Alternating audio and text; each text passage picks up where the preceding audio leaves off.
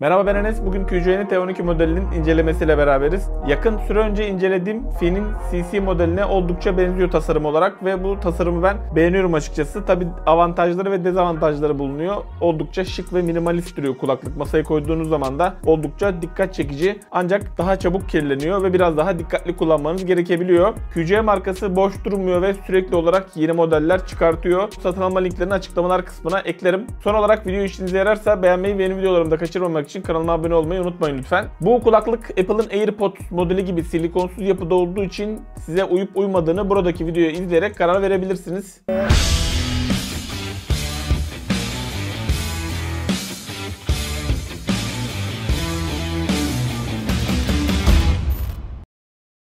Kulaklık bu şekilde bir kutu içerisinde geliyor. Gördüğünüz gibi kutu içerisinden ilginç bir şekilde Type-C kablo çıkmadı.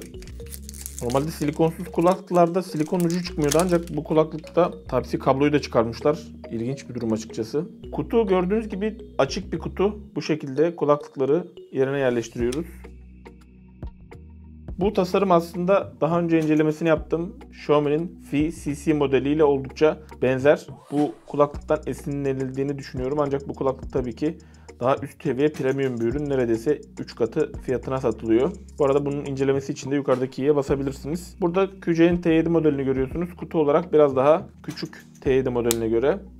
Şurada da Apple'ın AirPods modelini görüyorsunuz. Oldukça benziyor AirPods modeliyle. Biraz daha kalın olmuş. Alt bölümünde bir adet Type-C şeklinde bir şarj girişini görüyorsunuz.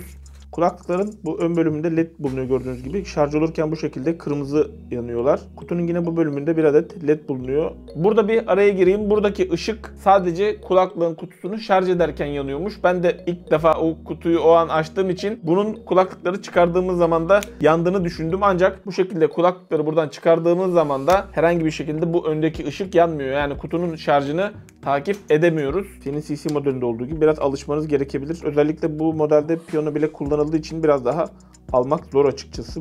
Buradan bu şekilde elinize ittirmeniz gerekiyor alabilmeniz için rahat bir şekilde.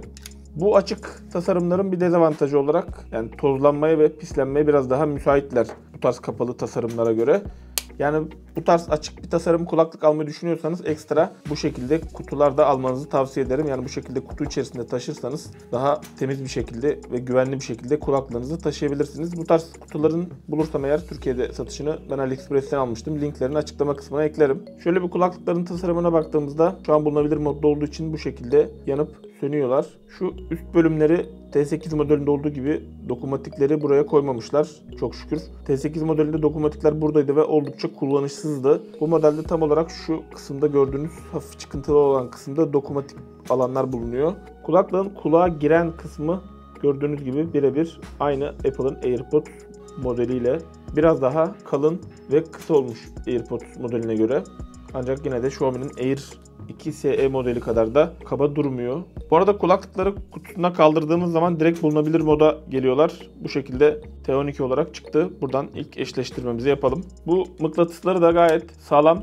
Herhangi bir şekilde oynama söz konusu değil. Tasarım olarak QC'nin T7 modeliyle de bir karşılaştırdığım zaman biraz daha kalın ve kısa olduğunu görebiliyorsunuz. Kulağa giren kısımlar yine birebir aynı. Kulaklıkların tam olarak şu bölümlerinde şarj soketlerini, altındaki noktada da mikrofonlarını görüyorsunuz. Her iki kulaklıkta da mikrofon bulunuyor. T12 modelinin Bluetooth 5.1 desteği de bulunuyor. Ses kodek desteği olarak AAC bulunuyor. Kulaklıklarda 40'ar mAh, kutuda ise 380 mAh'lik bir kapasite bulunuyor. Kulaklıkların 4 saat boyunca müzik çalabildiği belirtilmiş. Benim son ses seviyesini alarak kulaklıkları yaptığım testte 4 saate yakın bir süre elde edebildim. Kutuyla beraber de 20 saat boyunca kulaklıkları kullanabiliyoruz. Kutusu da oldukça küçük olduğu için gayet iyi bir süre diyebilirim. Yine kulaklıklarda IPX4 sertifikası bulunuyor. Terlemeye ve yağmur sıçramasına karşı dayanıklı. Evet, kulaklığın ses performansına geldiğimizde ses yüksekliği olarak T7 modelinden bir tık daha yüksek sesi hem iOS bir telefonda hem de Android bir telefonda test ettim. Benzer ses seviyesinde müzik dinleyebildim. T7 modeline göre sahnesi ve bas kısmı biraz daha arttırılmış T12 modelinin. T7 modelinde vokaller biraz daha geriden gelirken T12 modelinde ses biraz daha ön perdeden geliyor. Yani sesteki bu çözünürlük biraz daha geliştirilmiş. Yine T12 modelinde 13 mm'lik driverlar kullanılmış. Uygulaması üzerinden de equalizer ayarlarıyla sesine müdahale edebiliyorsunuz.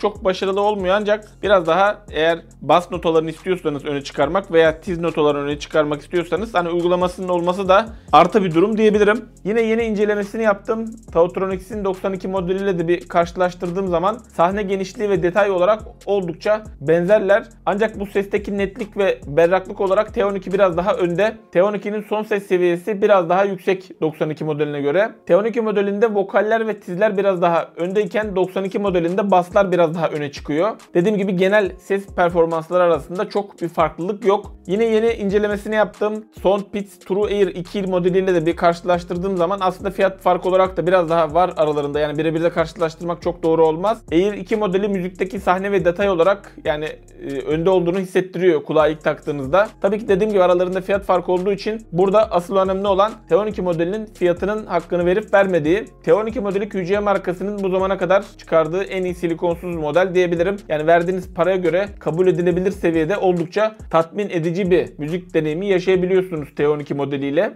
Merhabalar, şu an sesimi QC'nin T12 model tam kablosuz kulaklığın mikrofonundan duyuyorsunuz. Yoldan araçlar geçiyor. Araç sesini ne derece size yansıtıyor? Gürültü engelleme teknolojisi nasıl? Lütfen yorumlar kısmında belirtin. Şimdi aynı mekanda QC'nin T7 modeline geçtim. Mikrofon performansında bir değişiklik oldu mu? Yorumlarınızı lütfen yorumlar kısmında belirtin. Şu an sesimi T12 modelinden duyuyorsunuz. Şu an sesimi QC'nin T12 modelinden duyuyorsunuz. Kapalı ve sessiz bir odada görüşme yaptığınız zaman sesiniz karşı tarafa bu şekilde gidecek. Şimdi burada duyduğunuz kafe gürültüsünü açıyorum. Evet, şu an bu yönden bana doğru bir kafenin gürültüsü geliyor. T12 modeli sesimi net bir şekilde size yansıtabiliyor mu? Yorumlar kısmında lütfen yorumlarınızı belirtin. Evet, şu an gürültülü kafe ortamında T7 modeline geçtim. Kafede de biraz daha gürültü arttı galiba. Böyle aynı sahneye getirelim. Evet, şu an sesimi QC'nin T7 modelinden duyuyorsunuz.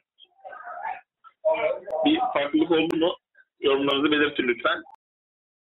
Kafe ortamında Tautronics 92 model tam kablosuz kulaklığa geçtim.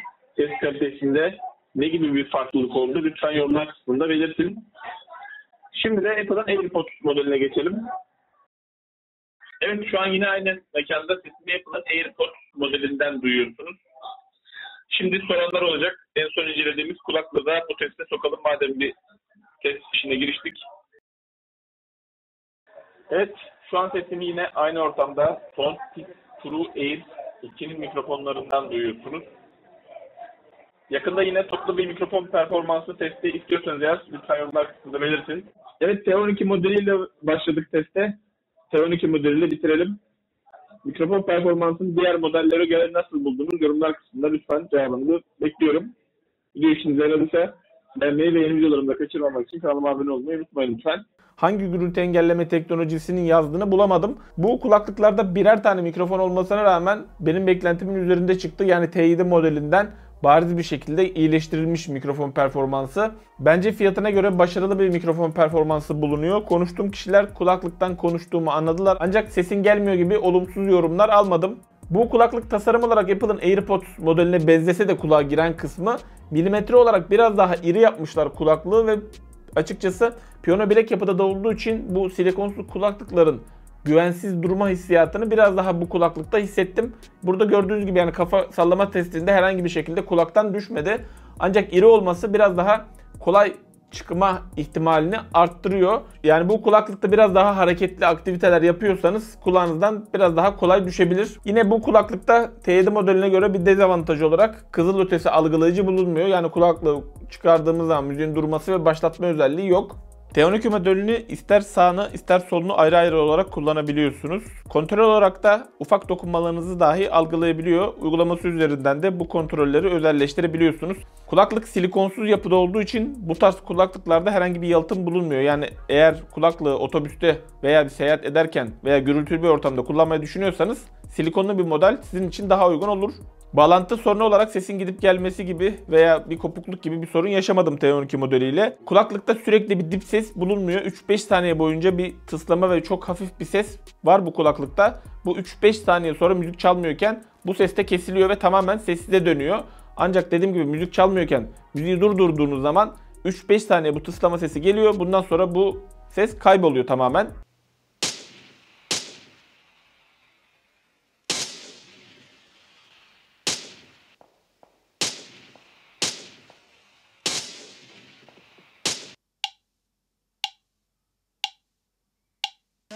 Tamam bir dakika. Dün sene bu yolda biri mi kızdırdı?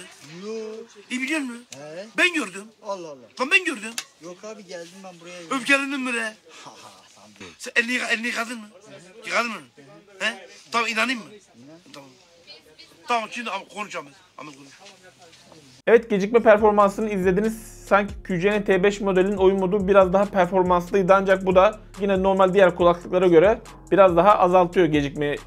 T12 modelini yeni nesil QC'nin kulaklıklarında olduğu gibi yine QC uygulaması üzerinden kontrol edebiliyoruz.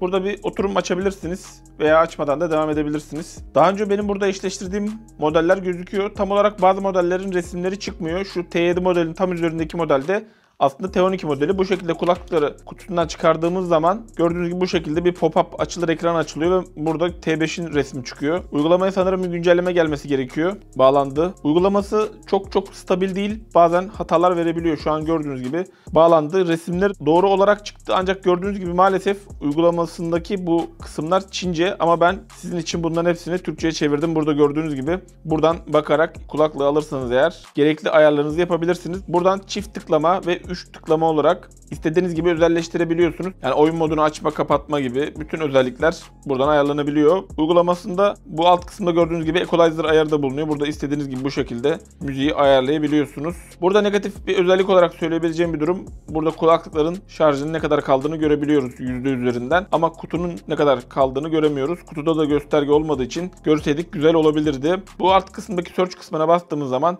kulaklıklar eğer telefonla bağlıysa ses çıkartıyordu ancak buna da gördüğünüz gibi şu an bağlı değil diyor ama bağlı kulaklıklar işte uygulama bazen böyle yanlış yapabiliyor. Bu alt kısımda da bir yazılım güncellemesi geldiği zaman onu yapıyoruz. Bu kulaklıklar dediğim gibi piyasaya çok yeni çıktığı için belki ondan da kaynaklı olabilir bu Çince problemi. Çünkü uygulama Çince değil. Yani ben uygulamaya QC'nin T4 modelini veya bu desteklediği uygulama kulaklıkları bağladığım zaman T10 modelini oradaki kısımlar İngilizceydi ancak sadece T12 modelinde bu şekilde oldu. Genel olarak T12'nin uygulaması bu şekilde.